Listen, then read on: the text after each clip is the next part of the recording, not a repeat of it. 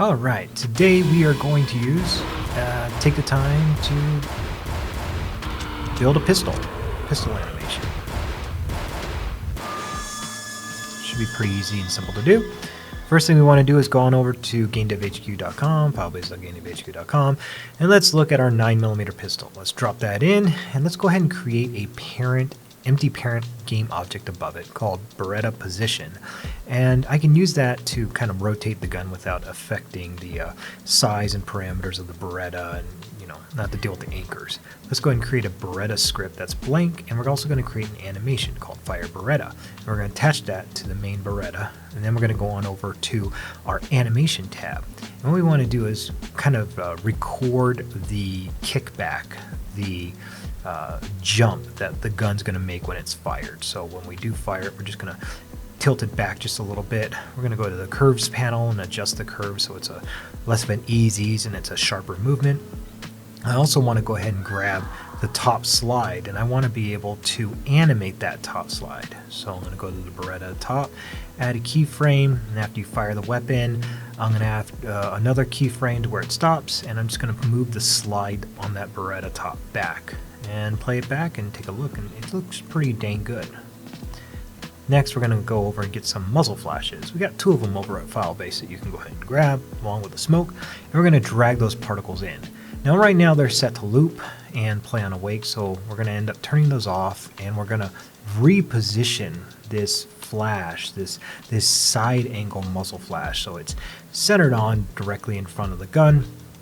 Then we also want to go ahead and attach the next muzzle flash as well, so that when you're looking down the barrel of the pistol, you see that smoke burst, and that is now your muzzle flash that you see from that direction. So we're just going to kind of move that around, adjust the size, and make sure we don't have looping and play on awake, but otherwise we'll be able to just call the play button.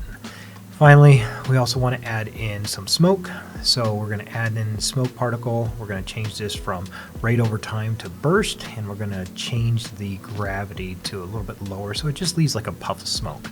You're also going to want to set these from the simulation space from local to world, so that when you're moving around, the smoke stays in the world position rather than the local position. And then we want to add a point light. This point light is going to be the blinding light that you get from the muzzle flash. And we want to warm that light up and jack up the intensity significantly, and we also want to reduce the range. We don't need this blast to be occurring throughout the entire game, just in the area we can see. Then inside of our animation tab, we're going to go ahead and find that point light because it's a child, and we're going to enable it and disable it in the animation sequence. So we're going to turn it on and turn it off and just record those and make sure those look good. Then we're going to go to our Beretta script, and what we want to do in here is we want to go ahead and grab the animator. In here we're going to go to animator.anim, and on start we're going to get the component, which is the animator. Then in update, we're just going to test this out. We need to see if this actually works. So we want to get a get key down key code.mouse 0, which is your left mouse button, and we're going to fire our gun. Let's make this animator work. First thing I want to do is make sure that instead of going onto my actual firing state, I want to set my default layer to an empty state. And I want to be able to fire in any state. So I'm going to create a trigger called fire, and from any state I'm going to make that point over to the Fire Beretta. And then I'm going to make that Fire Beretta then go transition its state after it's done back down to empty idle. One of the conditions though is it needs to check to see if the trigger fire has been used, and if the trigger fire has been used, then it's going to initiate.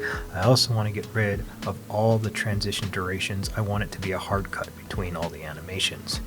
That should create a really good look. Then I'm going to go into anim.setTrigger, and what is the name of the trigger? Fire. So when I actually go play the game, I'll be able to shoot, and it will do the firing. Next, I'm going to go ahead and take my Beretta position and put it to where I think it should be positioned on the hand. It's already pre-anchored to that gun position, so it should be good. I'm just setting it up with my inventory system, and we should be able to check it out.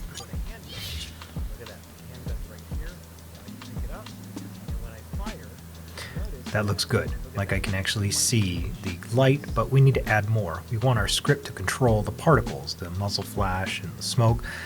So we're going to go ahead and serialize those fields, and we're going to attach the muzzle flashes, both of them, and the smoke to our component with the serializable fields. We're going to connect those, and in update, when we do fire, we're going to make sure we play all those particles.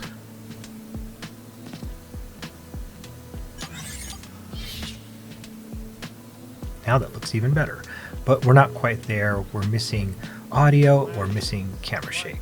So we want to go ahead and add those things to it. So we're going to go ahead and add on our audio manager and our player manager to connect to the audio clip of shooting and the cam shake.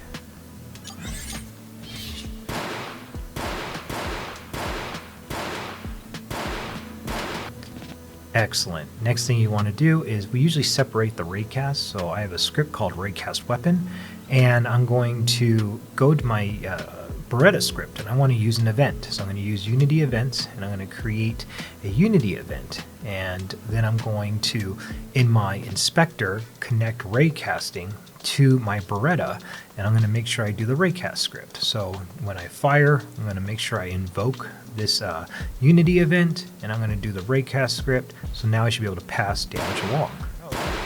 And then when you finally set it up with the inventory system, which I just did, I'll get all the ammo connected to it, so it knows when to reload and pull from the inventory system.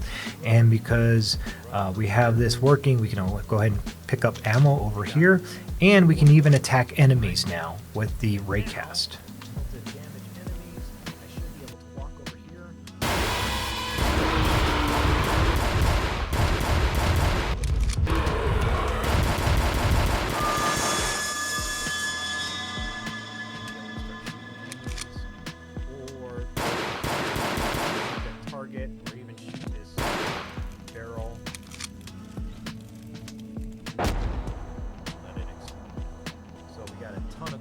New to coding? Feel like those tutorials are speaking an alien language? Yeah, we've been there. That's why we built Game Dev HQ, a place where you can actually learn by building. Our monthly membership gives you access to 900 plus hours of hands-on training from 2D to 3D to VR, AR, first-person, and third-person games. Plus, you'll get our 12,000 game asset library, daily check-ins, one-on-one tech support, and live workshops 6 days a week where we'll cover the stuff that you want to learn. We're not just developers, we're gamers too, and we love helping people like you turn that first line of code into something awesome. Come hang out with us and let's build something together. Check us out at GameDevHQ.com.